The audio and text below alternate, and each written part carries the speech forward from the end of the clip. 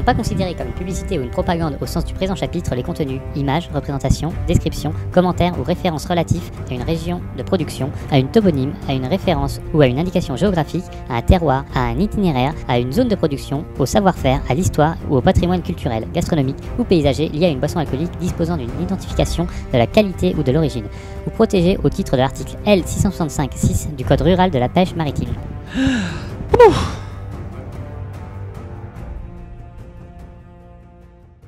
Alors, ce qu'on présente aujourd'hui, je parle de l'amendement à la loi Macron, le nouvel article ajouté au Code de la santé publique, qui doit être un article qui détricoterait, pour reprendre les termes des journalistes de la loi Evin, ne détricote rien du tout, absolument rien du tout, et il faut connaître l'origine de ce texte. L'origine de ce texte, c'est une définition donnée par la Cour de cassation dans une affaire de tabac, mais qui a été reprise dans une affaire concernant une publicité alcool, de la publicité. Publicité par rapport à information.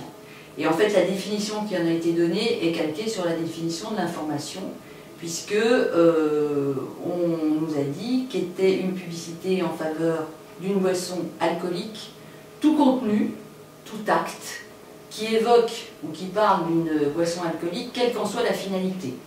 Donc, si on a une finalité d'information, on est quand même dans la publicité, ce qui pose quand même un petit problème.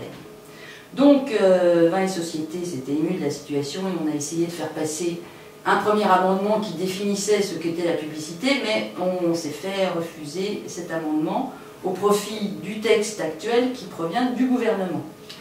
Et ce texte précise, en fait, des sujets, donne une liste de sujets qui, quand ils sont traités, ne relèvent pas de la loi Evin. Vous parlez du territoire, vous parlez du patrimoine culturel ou paysager, vous êtes dans le nouveau texte. Vous parlez du produit en expliquant d'où il vient, comment il est élaboré, vous êtes dans la publicité. On met un coup de frein à la tendance de l'ANPA d'étendre la loi Evin à ce qui n'est pas de la publicité, c'est-à-dire à ce qui est de l'information. Là, ils prennent un coup de frein. C'est pour ça que ça leur a beaucoup déplu. On peut se mettre à leur place. Néanmoins, les motifs de dire on détricote la loi Evin, c'est pas vrai. Parce que le régime applicable au contenu de la publicité, il n'a pas bougé. La liste des supports autorisés, donc, dont on déduit que tous les autres sont interdits, ça n'a pas bougé non plus. Donc il n'y a pas de véritablement remise en cause de la publicité, du régime de la publicité en faveur des boissons alcooliques.